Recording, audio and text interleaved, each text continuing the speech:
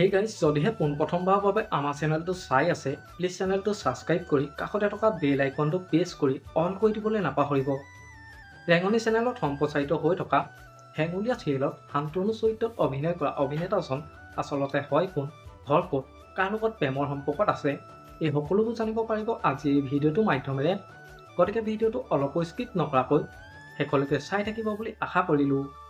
ৰেঙনি চেনেলত সম্প্ৰচাৰিত হৈ থকা হেঙুলীয়া চিৰিয়েলত শান্তনু চৰিত্ৰত অভিনয় কৰা অভিনেতাজনৰ প্ৰকৃত নাম হৈছে মনোজ গোস্বামী। মনোজ গোস্বামী বৰ্তমান কৰ্মসূত্ৰে গুৱাহাটীত থাকে। মনোজ গোস্বামীৰ পৰিয়ালত মাক, দেউতাক আৰু এগৰাকী বায়েক আৰু এগৰাকী ভনীয়েক আছে।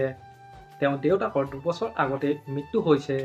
তেওঁৰ দেউতাকৰ নাম হৈছে প্ৰয়াত ইন্দ্ৰকান্ত গোস্বামী। মনোজ গোস্বামী শিক্ষাগত অৰ্হতা হৈছে তেওঁ জুনিয়ৰ মেকানিকেল ইঞ্জিনিয়াৰিং কমপ্লিট কৰিছে। মনোজ গোস্বামীয়ে অভিনয় কৰা 2খনমান চিৰিয়েলৰ নাম হৈছে দুবুৰী দলিচা, একোকি তৰাৰ পোহৰ, খোজ আৰু বৰ্তমান হেঙুলীয়া চিৰিয়েলত শান্তনু চৰিত্ৰত অভিনয় কৰি আছে।